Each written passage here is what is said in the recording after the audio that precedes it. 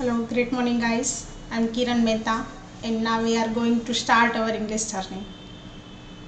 First of all, guys, I like one quote of Dr. Abdul Kalam sir, that is, dream is not dream is not that which you see while sleeping, but it's something that does not let you sleep. Means what? Abdul Kalam સરનું આ quotes છે કે સપના એ આપણે સૂતા હોઈએ અને જે આવે એ સપના નથી, પરંતુ જે સુવા જ ન દે એ સપના છે, એ ડ્રીમ છે. કેટલી મોટી વાત થઈ ગયા. તો આપણે સિમ્પલ સેન્ટેન્સીસ છે એ ટોપિક ચાલુ છે, જેના 2 લેક્ચર પૂરા થઈ ગયા છે. પ્રેઝન્ટ કેટેગરી પૂરી કરી આપણે. એમાં એક કેટેગરીની અંદર આવે છે એમિઝારવાળા વાક્યો અને એક કેટેગરીની અંદર આવે છે હેઝ કે હેવવાળા વાક્યો. તો હવે આજે આપણે સેકન્ડ કેટેગરી એની એટલે કે સિમ્પલ સેન્ટેન્સીસની પાસ્ટ કેટેગરી 1 જોઈએ. એ પહેલાં થોડું રિવાઇઝ કરીએ કે સિમ્પલ સેન્ટેન્સીસ કોને કહેવાય. તો કે એવા ગુજરાતી વાક્યો, મીન્સ કે એવા સેન્ટેન્સીસ કે જેની અંદર વર્બ ના હોય, ક્રિયા હોય જ નહીં, અથવા તો કર્તા દ્વારા કાંઈ ક્રિયા થતી ન હોય, તો એવા વાક્યો જે છે એને સિમ્પલ સેન્ટેન્સીસ કહેવાય. જે 3 પ્રકારના હોય છે: પ્રેઝન્ટ, પાસ્ટ અને ફ્યુચર. પ્રેઝન્ટના જોયા. હવે જોઈએ આપણે simple sentence past category 1. Means પાસ્ટની અંદર કોઈ વાક્યો એવા હોય કે જે વોઝવરમાં બનતા હોય અને કોઈ વાક્યો એવા હોય જે હેડમાં બનતા હોય. વોઝવરમાં કેવા બને વાક્યો? તો કે જે ગુજરાતી સેન્ટેન્સીસની અંદર પાસે હતું અથવા બોડી પાર્ટ્સની વાત હોય કે રિલેશન્સની વાત હોય, એવા જે વાક્યો હોય એ હેડમાં બનતા હોય અને એ 3 વસ્તુની વાત ન થતી હોય એ વાક્યો જે છે એ શેમાં બને? તો કે વોઝ કે વરમાં બને. લાસ્ટમાં હતા, હતી કે હતું એવા શબ્દો હોય તો એનો મતલબ કે પાસ્ટના, મીન્સ કે ભૂતકાળના વાક્યો છે. તો હરેક કેટેગરીની અંદર આપણે એની 4 ફોર્મ્યુલા જોતા હોઈએ છીએ. કઈ? તો કે અફર્મેટિવ એટલે કે હકાર વાક્યની, નેગેટિવ નકાર વાક્યની, ઇન્ટેરોગેટિવ 1 એટલે કે પ્રશ્નાર્થ એવા કે જેનો જવાબ યસ કે નોમાં આપી શકાય, અને WH વર્ડ. ઇન્ટેરોગેટિવમાં નેગેટિવ નહીં શબ્દ એવો હોય તો એ જોઈ લેવાનું. તો એની અંદર અફર્મેટિવની બહુ સિમ્પલ એવો કન્સેપ્ટ છે. એ પહેલાં અફર્મેટિવ જે છે એ જોઈએ કે શું? તો કે પહેલાં સબ્જેક્ટ આવે, પછી વોઝ કે વર, બેમાંથી એક, અને પછી ઓબ્જેક્ટ એટલે કે વધારાનું કે જે હોય તે. હવે ક્યાં વોઝ કે વર આવે, ક્યાં વોઝ આવે, ક્યાં વર આવે? તો સિમ્પલ છે, જેમ આગલી નોટ્સ છે એ જ, કે જો વાક્યની અંદર 6 કર્તામાંથી, 6 સબ્જેક્ટમાંથી કોઈ આવતું હોય ત્યારે એની સાથે વોઝ આવે, પણ આઈની સાથે પણ વોઝ આવે. શું કામ? તો એક એક્સેપ્શન છે કે જે આગળ આઈની સાથે વર એક જગ્યાએ આવે છે, જે આપણે આગળ જોશું ક્યાં આવે. બાકી આઈની સાથે વોઝ અને એમ આવે એટલું યાદ રાખવાનું. બાકી તે પ્લુરલ લિસ્ટની અંદર હોય આઈ. તો આઈ, પછી હી, શી, ઇટ, કોઈ નેમ, જેમ આપણે આગળ જોયું છે તે જ છે, કાંઈ નવું નથી. સિંગ્યુલર એકવચન અને અનકાઉન્ટેબલ નાઉન. આટલાની સાથે શું આવશે? તો કે હોઝ આવશે. એ સિવાયના કોઈ સબ્જેક્ટ હોય, કર્તા હોય, કર્તા તરીકે હોય ત્યારે એની સાથે શું આવે? તો કે વર આવે. તો એ કયા સબ્જેક્ટ, કયા કર્તા? તો કે વી, યુ, ધે. પ્લુરલ મીન્સ કે કોઈ બહુવચન હોય, ચિલ્ડ્રન હોય, ધે હોય, તો એવા સબ્જેક્ટ તરીકે, કર્તા તરીકે હોય ત્યારે એની સાથે વર આવશે. Got it? જે આપણે પ્રીવિયસ લેક્ચરમાં જોયું જ છે. નેગેટિવ છે તો વોઝ કે વર પછી સિમ્પલ નોટ લગાડી દેવાનું છે. ઇન્ટેરોગેટિવ 1 હોય તો સબ્જેક્ટની જગ્યાએ શું આવી જાય? વોઝવર આવી જાય, અને વોઝવરની જગ્યાએ શું આવી જાય? સબ્જેક્ટ આવી જાય ઇન્ટેરોગેટિવ 1માં. એટલે કે પ્રશ્નાર્થ 1ની અંદર કે વોઝવર કે જે સ્ટાર્ટિંગ હોય એટલે કેપિટલ લખવું પડે, સબ્જેક્ટ, અને એ બે જ ઇન્ટરચેન્જ થયા છે. WH વર્ડ એની અંદર શું તો કે ઇન્ટેરોગેટિવ 1 પૂરેપૂરું નીચે મૂકી દેવાનું એઝ ઇટ ઇઝ, અને એની આગળ માત્ર એક વર્ડ WHનો એક વર્ડ આવી જાય રિલેટેડ જે હોય તે, જે યુઝ કરવો હોય તે. ઇન્ટેરોગેટિવ નેગેટિવ હોય તો સબ્જેક્ટ પછી નોટ લગાડી દેવાનું, અથવા તો વોઝવરની સાથે નોટ લગાડે, પણ કયા ફોર્મમાં? કોન્ટ્રેક્ટ ફોર્મમાં. તો આ એની 4 ફોર્મ્યુલા છે. બહુ સિમ્પલ એવી લાગશે જો આગળ કરી હશે તો. તો આ જે છે, જેણે પણ 2 લેક્ચર ન જોયા હોય આગલા, તે પ્લેલિસ્ટમાં જઈ પહેલાં 2 લેક્ચર જોવે. એટલીસ્ટ આ વિડીયો છે એ 2 થી 3 વાર જોવો, ત્યારે યાદ રહેશે ફોર્મ્યુલાને એવું તે. જો ટાઈમ હોય તો પોતાની નોટ્સ બનાવવી જોઈએ કે જેમાં આપણા રાઇટિંગની કંઈક વાત જ જુદી હોય છે. ટાઈમ ન હોય એ આમાંથી ડાયરેક્ટ જોઈ લે.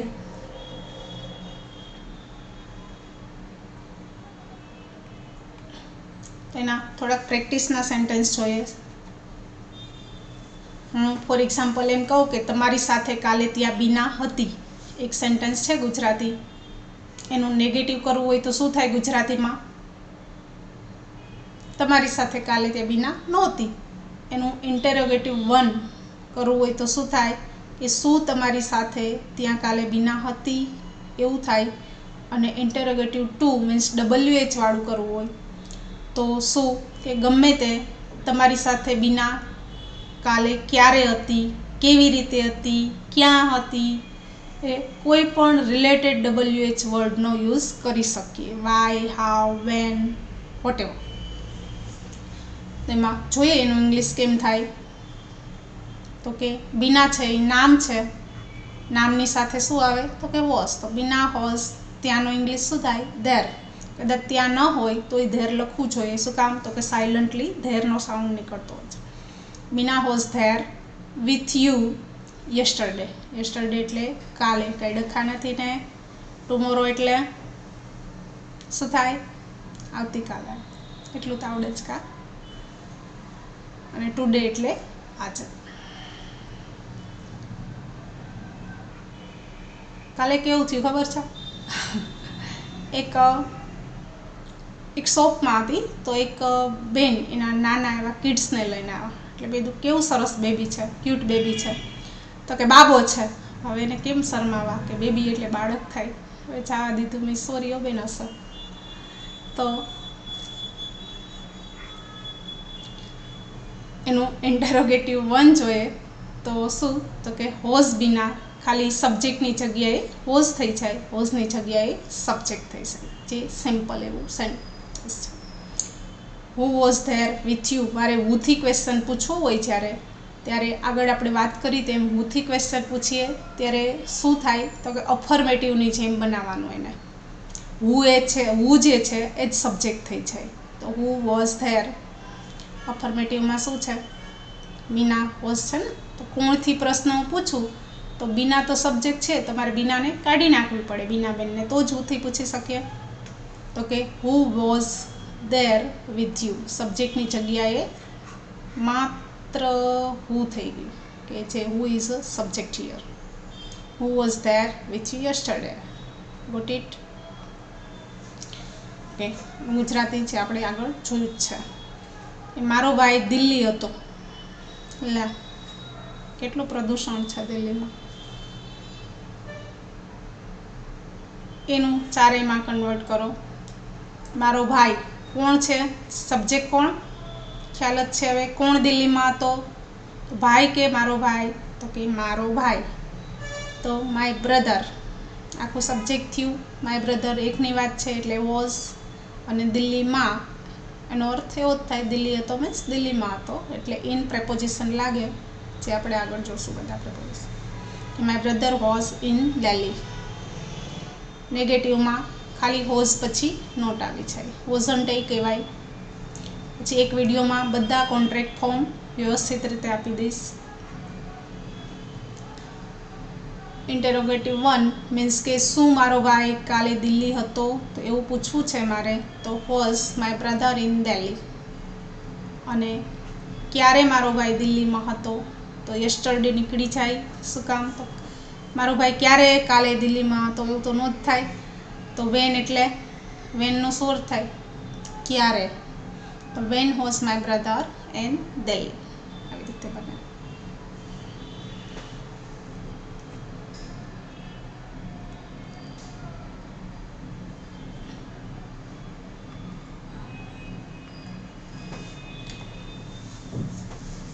બહુ સીધું સાદું કે ડેવિડ મારો પાડોશી હતો.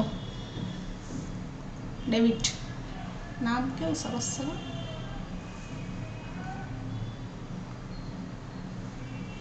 એઝ ઇટ ઇઝ કે ડેવિડ વોઝ માય નેબર. હવે નેબરનો સ્પેલિંગ જોઈ લેજો, કેવું વિચિત્ર સ્પેલિંગ છે. જો લાંબા સ્પેલિંગ હોય ને ત્યારે એને 3-3માં પાર્ટ પાડી દેખાય. આવી રીતે યાદ કરો કે NEIGHBOUR, તો એ ઇઝીલી યાદ રહી જતું હોય છે, પછી ભૂલાય નહીં ક્યારે. એક બ્યુટીફુલ, નેબર, એવા જે સ્પેલિંગ લાંબા થોડાક સ્પેલિંગ હોય એને પાર્ટ પાડીને યાદ કરાય. આ નેબર, ક્યાંય આનો કેટલા તો લેટર છે, એ સાઉન્ડ છે. તો મારો પાડોશી જે છે હતો ડેવિડ, નોટ લગાડી દેવું છે, તો વોઝ પછી સિમ્પલ નોટ કે David was not my neighbour. અને interrogative 1, was David my neighbour, મતલબ શું ડેવિડ મારો પાડોશી હતો એવું થાય. અને હાવનું WH વર્ડનો શું મતલબ થાય? હાવ એટલે કેવી રીતે, કેવી રીતે ડેવિડ મારો પાડોશી હતો. કોઈ એમ પૂછે ને તમે તો બે બાંધતા હતા, તમારો પાડોશી કેવી રીતે હતો? તો હાવ વોઝ ઇન્ટરોગેટિવ 1 જે છે એ એઝ ઇટ ઇઝ નીચે આવી જાય છે અને એક વર્ડ જે છે એ લાગી જાય છે. Got it? Okay. Narendra Modi 10 વર્ષ પહેલાં મુખ્યમંત્રી હતા. આ ક્યાંય વર્બ છે? નથી. છેલ્લે સ્ટેટસ શું છે? હતા, આથી હતું. 3ની વાત નથી થતી, બોડી પાર્ટની કે એ કોઈ, એટલે વોઝ કે વર્માં. નરેન્દ્ર મોદી છે એ નામ છે, નામની સાથે શું આવે? તો કે વોઝ. તો નરેન્દ્ર મોદી વોઝ. મુખ્યમંત્રીને શું કહેવાય? તો કે ચીફ મિનિસ્ટર, મીન્સ કે CM, બિફોર 10 years. હવે જ્યારે પાસ્ટની વાત હોય ને ત્યારે બિફોર અને અગો બે શબ્દનો યુઝ કરી શકીએ.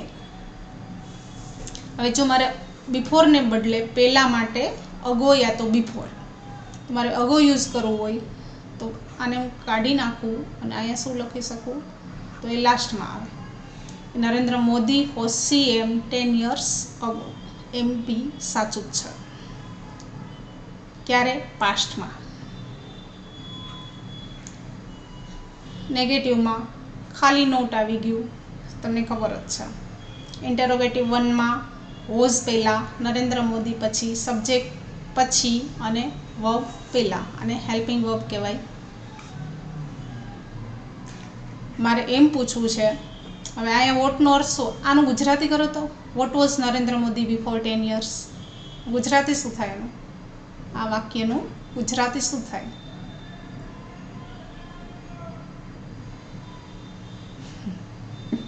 હવે જો કોઈ વાક્યની અંદર શું એવું હોય ને, મારે એમ કહેવું છે કે નરેન્દ્ર મોદી 10 વર્ષ પહેલાં શું હતા, વચમાં શું આવ્યું ને, તો ત્યારે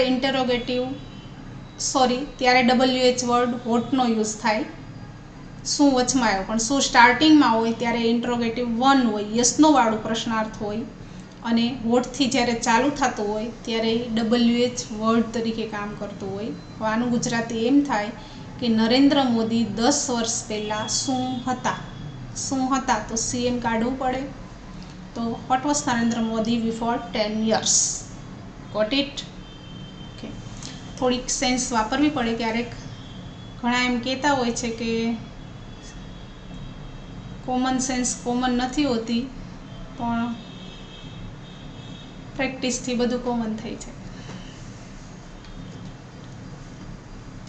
હવે મારે એમ કહેવું છે લાસ્ટ સેન્ટેન્સ કે બધા મારા પોતાના હતા. હવે મારા પોતાનાને શું કહેવાય? તો કે રિયલ વન્સ કહેવાય. બધાને ઓલ. ઓલ છે બધા, મીન્સ બધા એટલે પ્લુરલની વાત થાય છે. પ્લુરલ સાથે વર યુઝ થાય. હવે ઓલની સાથે વોઝ યુઝ થાય કે ન થાય? ક્યારેય થાય છે, આગળ જોશું ક્યારે થાય. કે all were my real ones, means કે ત્યાં બધા મારા પોતાના હતા. નેગેટિવ કરવું છે નોટ પછી સિમ્પલ, ખબર જ છે, વર પછી not. Were all my real ones. Where, where એટલે ક્યાં, તો where were all my real ones, એનો અર્થ શું થાય કે ક્યાં મારા બધા પોતાના હતા, અમેરિકામાં, જાપાનમાં, પાકિસ્તાનમાં. તો આ જે સેન્ટેન્સ છે એને સમજજો, ગુજરાતીમાં એનો મતલબ શું થાય ખ્યાલ આવે, પણ બોલવાના છે મિરર પ્રેક્ટિસમાં ખાલી ઇંગ્લિશ વર્ડ. એક સેન્ટેન્સ લેવાનો અફર્મેટિવ અને એના ચારે ચાર બોલવાના, આંખમાં આંખ નાખીને અરીસામાં. હવે આ એક સેન્ટેન્સ છે, એનું ગુજરાતી શું થાય એ તમારે પોતાએ કરવાનું છે. કે Gandhiji was very intelligent, Gandhiji was not very intelligent, કે વોઝ ગાંધીજી વેરી ઇન્ટેલિજન્ટ, અને એમ પૂછે કે હુ વોઝ વેરી ઇન્ટેલિજન્ટ. તો આ ચાર સેન્ટેન્સનું ગુજરાતી શું થાય છે એ કહેજો, લખજો, ગોતજો.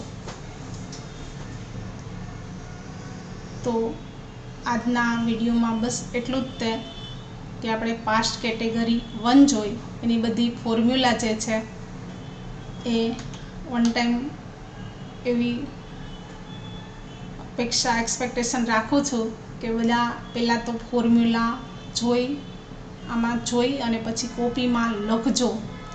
રિટન પ્રેક્ટિસ એ જોઈએ ને, તો લખી પછી ચેક કરવાની, ભૂલ હોય તો સુધારવાની. Got it?